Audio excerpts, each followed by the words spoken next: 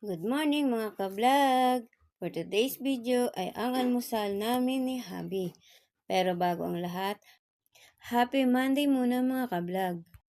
Pagmulat pa lang ng mata ko, syempre ang unang hinahanap ko hindi si Habi kundi ang kusina. Charot! Pagkagising nga namin ni Habi, bumangon agad ako para mag-init ng tubig.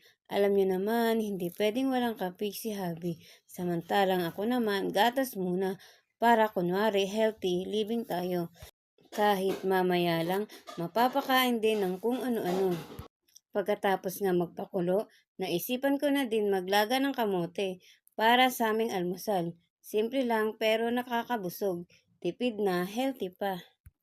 Ang sarap lang sa pakiramdam ng ganitong umaga. Tahimik, tapos sabay kayong magkakape at nagkukwentuhan.